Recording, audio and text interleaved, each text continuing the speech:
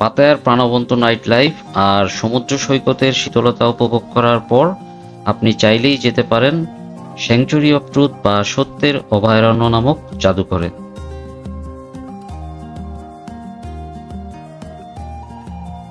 শুধুমাত্র কাঠের তৈরি পৃথিবীর মধ্যে সবচেয়ে বড় রাজকীয় প্রাসাদ এই সেঞ্চুরি অফ ট্রুথ।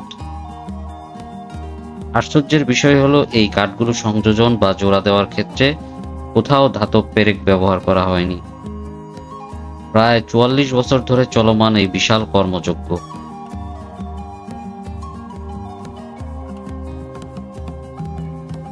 চোখে না দেখলে বিশ্বাসই করা যায় না, কি দারুণ স্থাপনা, দেখতে অসাধারণ, আপনাকে অভিভূত হতেই হবে।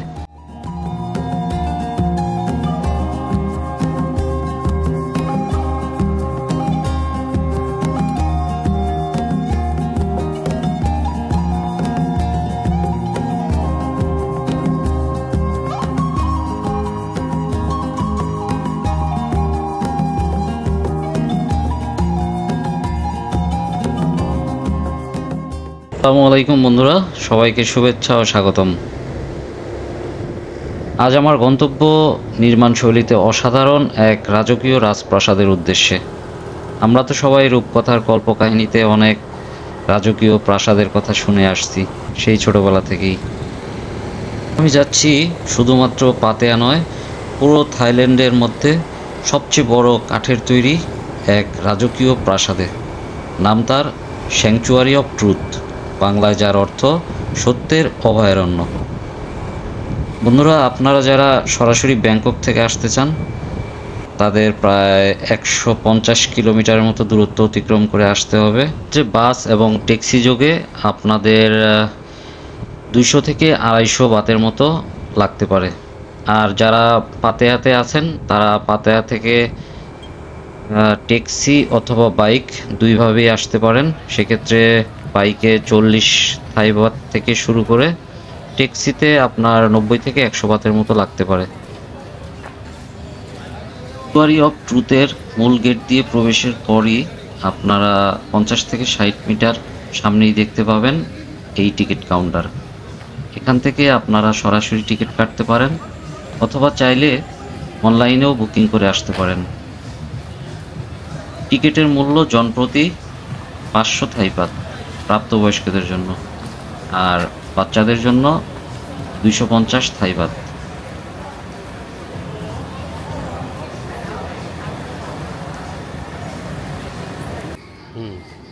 টিকিট কেটে ভিতরে প্রবেশ করার পরও আপনার একটি ওয়েটিং জোনে আপনাকে ১৫ থেকে ২০ মিনিট অপেক্ষা করতে হবে, কেননা একই ভাষাভাষীর লোকদের একটা গ্রুপ করে তাদের জন্য একজন ট্যুরিস্ট গাইড সহ এরপরে ভিতরে প্রবেশ করার জন্য অনুমতি দেওয়া হয়। যেহেতু বাংলা ভাষার কোনো গাইড ছিল না, তাই আমাদের ইংরেজি গাইডের সাথে অন্তর্ভুক্ত করা হলো। আর এই গ্রুপে আমরা ১৫ থেকে ২০ জন ছিলাম। And fourth, a woman with a bird on an arm holding a rice paddy represent the peace can be started by ourselves.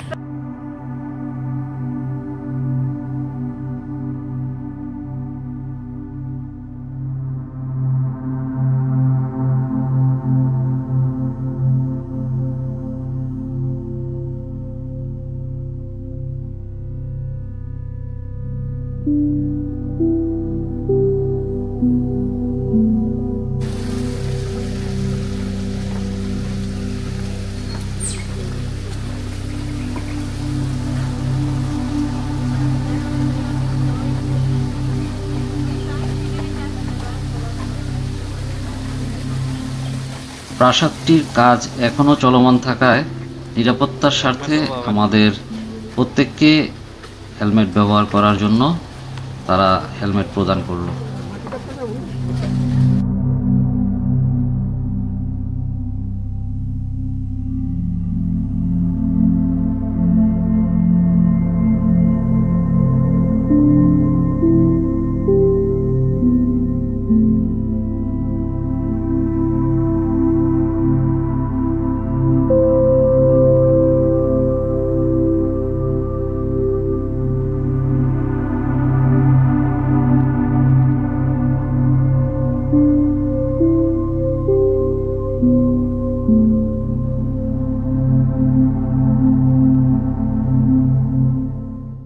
শুরুতেই আমরা একটি কারখানায় প্রবেশ করলাম, যেখানে শিল্পীরা তাদের নিখুঁত হাতে এই অসাধারণ কারুকার্যময় কাঠের নকশাগুলো তৈরি করছিল।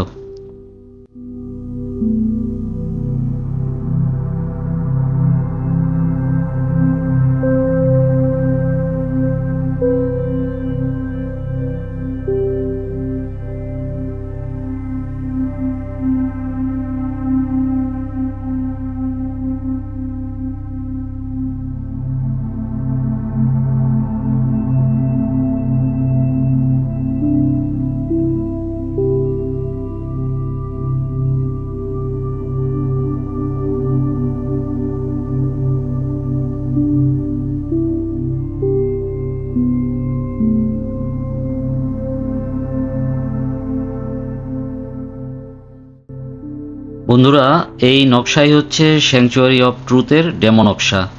এই নকশার আদলেই মূল স্থাপত্যটি তৈরি করা হচ্ছে, যার ডিজাইনার ছিলেন থাই ব্যবসায়ী। ওনার নাম হচ্ছে লেক ভিরিয়াফান। 1981 সাল থেকে এর কাজ শুরু হলেও এখন 2025 সাল, আজ পর্যন্ত এর কাজ সমাপ্ত হয়নি। তাহলে বন্ধুরা, একবার ভেবেই দেখুন কি বিশাল এর কর্মযজ্ঞ।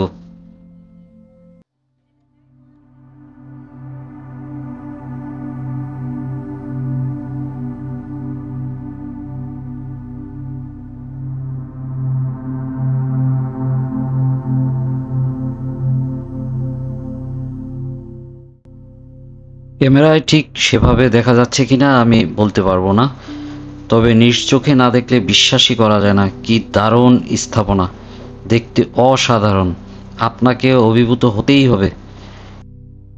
এই অসমাপ্ত জাদুঘরটি সম্পূর্ণই কাঠের দ্বারা তৈরি, আর এই জাদুঘরের কাঠামোটি একটি মন্দির এবং একটি দুর্গের সংকর, বৌদ্ধ এবং হিন্দু ধর্মের বিশ্বাসের উপর ভিত্তি করে তৈরি। এরকম হাতির পিঠে চড়ে পুরো জাদুঘরটি আপনি প্রদক্ষিণ করতে পারবেন, তবে সেক্ষেত্রে আপনাকে 300 থাই বাত অতিরিক্ত খরচ করতে হবে।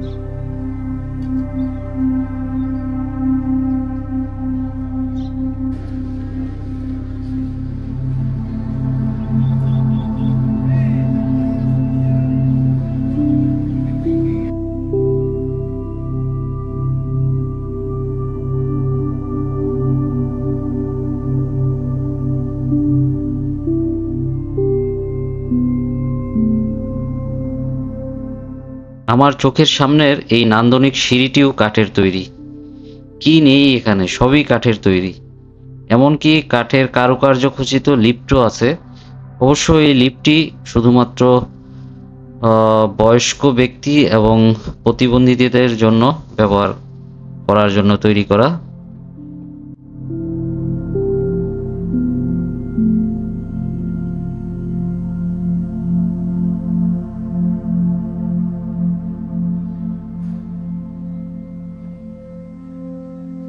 এই জাদুঘরের ভিতরে এবং বাইরে হাজারো দেবদেবতার প্রতিমূর্তি স্থাপন করা।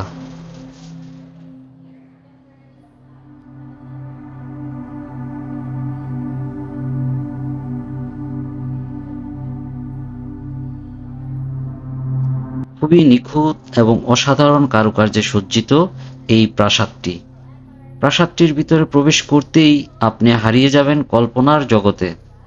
কি রাজকীয় একটা ব্যাপার, মনে হচ্ছে রূপকথার কোনো রাজ্যে ঘুরে বেড়াচ্ছি। অসম্ভব সুন্দর।